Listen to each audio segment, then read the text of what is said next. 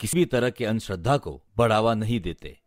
रात का सन्नाटा, सिर्फ हवा के ठंडे झोंकों की साए साए और दूर कहीं कुत्तों की भौंकने की आवाज। पुरानी हवेली की दीवारें चुपके से सिसक रही थीं, मानो कोई अनकहा राज छिपा हो। तभी एक चीख ने सन्नाटे को चीर दिया। माँ, ये क्या जबरदस्ती है? मैं तुम्हारे कहने पर अपना कॉलेज छोड़कर इस खंडर सी हवेली में आ गई और अब तुम कह रही हो कि मुझे यहाँ 1 हफ्ता रुकना होगा। ये क्या पागलपन है? रिया, जो मैं कह रही हूँ उसे ध्यान से सुन। हाँ बोलो, क्या है? कल रात तुम्हें तहखाने में जाना होगा। वहाँ एक छोटा सा मंदिर है और तुम्हें बिना कपड़ों के पूजा करनी होगी। Shake and win millions of prizes with the AliExpress. क्या? माँ, तुम्हारा दिमाग खराब हो गया है क्या? ये क्या बकवास है? मैं ऐसा कुछ नहीं करूंगी। रिया, तुम्हें करना होगा। ये हमारी खानदान की मजबूरी है। एक ऐसा राज जो सदियों से हमारी रगों में दौड़ रहा है। माँ, बस करो ये रहस्य की बातें। तुम बार बार यही कह रही हो, लेकिन बताती क्यों नहीं कि आखिर माजरा क्या है? रिया बेटा, अगर हमें इस अमीरी में रहना है तो तुम्हें ये करना ही होगा। अगर तुमने मना किया तो हमारी हालत पहले से भी बदतर हो जाएगी। कुछ समझने की कोशिश करो। अब सब कुछ तुम्हारे हाथ में है। क्यों माँ, क्यों करना होगा मुझे ये सब? साफ साफ बताओ, सच क्या है? मुझे अब और अंधेरे में नहीं रहना। रिया, वो तहखाना, वो मंदिर, वो सिर्फ पूजा की जगह नहीं है। वो एक सौदा है जो हमारे खानदान ने सदियों पहले किया था और अब तुम उस सौदे का हिस्सा हो। आखिर क्या है ये खानदान का भयानक सौदा? तहखाने में छिपा वो मंदिर किस अंधेरे रहस्य को समेटे हुए है? क्या रिया इस खौफनाक सच को स्वीकार कर पाएगी या फिर वो इस सौदे का हिस्सा बन जाएगी? आइए इस डरावनी सच्चाई का पर्दा उठाते हैं। 1930 की बात है। नाथूराम एक मेहनती मजदूर, जिसके पास बीवी बच्चे, एक छोटा सा परिवार तो था। खेतों में पसीना बहाता, दिन रात हड्डियां तोड़ता, मगर मिलता क्या? 2 वक्त की रोटी, और वो भी मुश्किल से। उसकी जिंदगी एक बोझ थी, जैसे कोई अभिशाप जिससे वो हर पल नफरत करता। उसका मन चीखता था, क्यों उसकी मेहनत का फल दूसरों की थाली में जाता है? क्यों वो सेठ जो कभी उसके जैसा ही था अब महलों में रहता है और वो मिट्टी में सनकर भीख मांगने जैसी जिंदगी जी रहा है? एक तपती दोपहर खेत के किनारे एक पेड़ की छांव में नाथूराम और उसका दोस्त हरिया खाना खाने के बाद आराम करने लिए बैठे थे। चारों तरफ सन्नाटा, सिर्फ भिनभिनाती मक्खियों की आवाज और दूर कहीं कौवों का कर्कश शोर। नाथूराम का चेहरा उदास, आंखों में एक जलन सी थी। क्या नाथूराम, इतना उदास क्यों लग रहा है? उदास नहीं हो तो क्या हूं हरिया? दिन रात खेतों में हड्डियां तोड़ो और मिलता क्या है? 2 वक्त की रोटी, वो भी आधी अधूरी। और वो साला सेठ बिना पसीना बहाए महल में ऐश कर रहा है। ये क्या मजाक है? ये तो किस्मत का खेल है नाथू। इसमें हम क्या कर सकते हैं? किस्मत?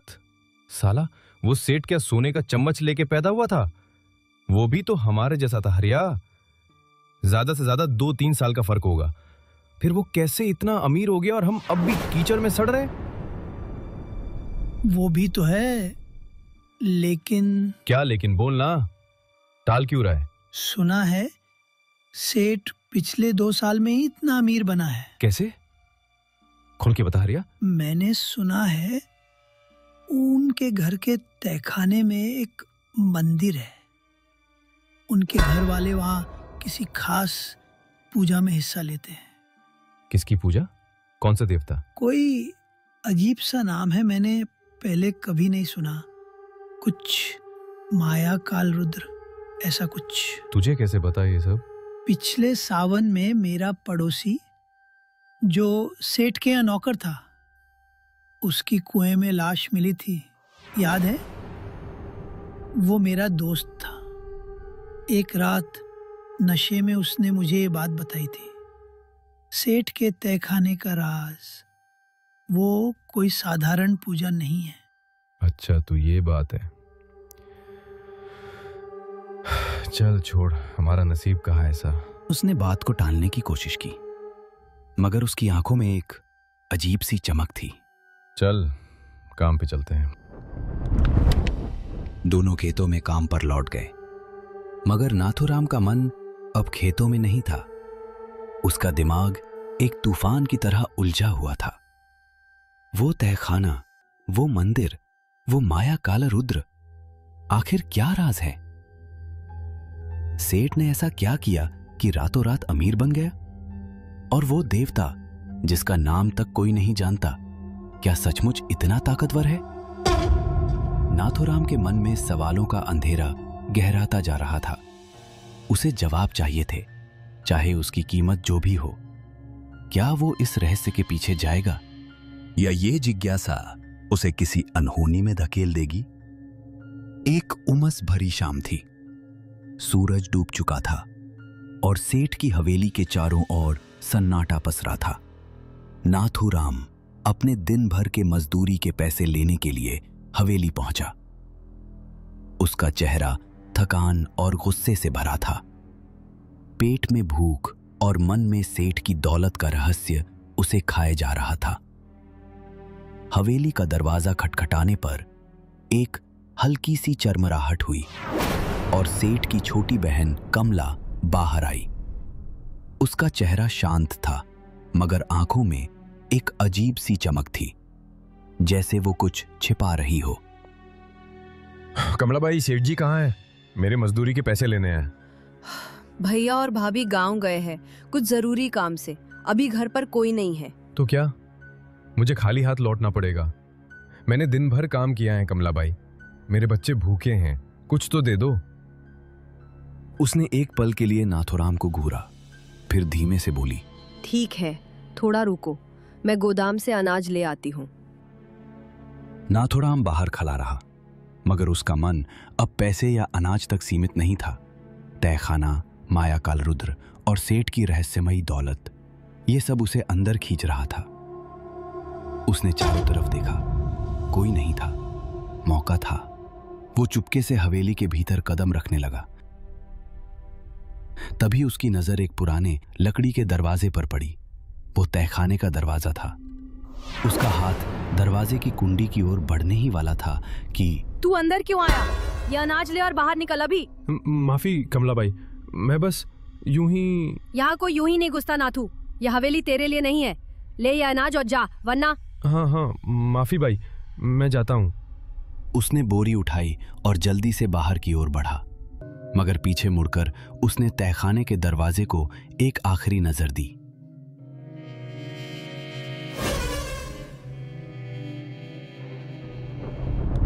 नाथूराम हवेली से निकला, मगर उसका दिल अब भी उसी तहखाने में अटक गया था।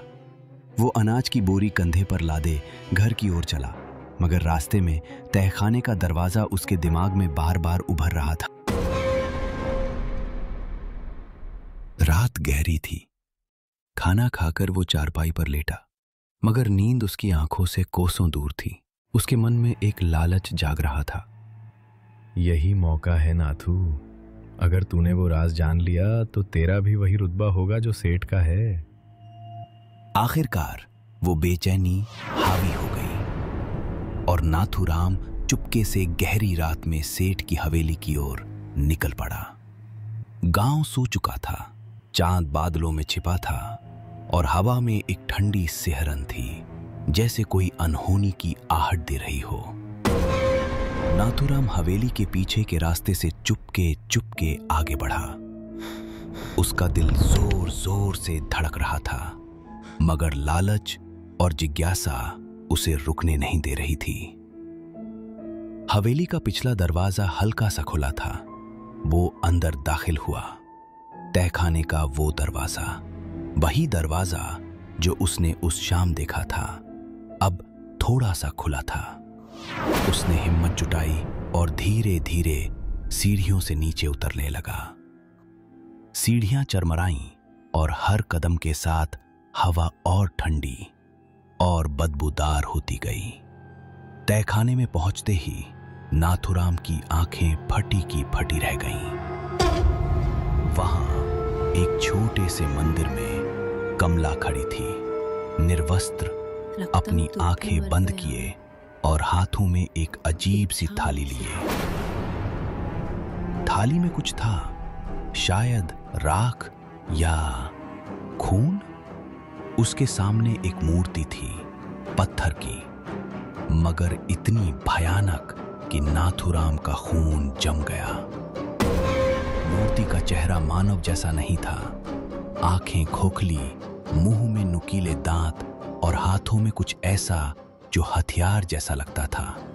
मूर्ति के चारों ओर दीपक जल रहे थे। कमला मंत्र पढ़ रही थी।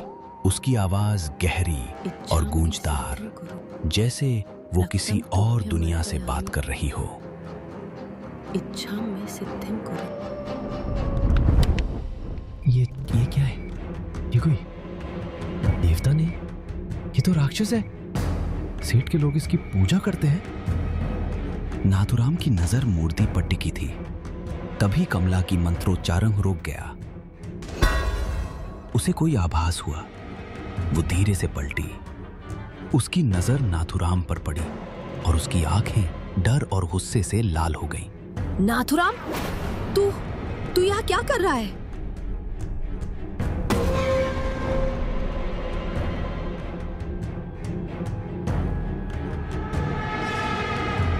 नाथुराम ने उसके सिर में डंडा दे मारा।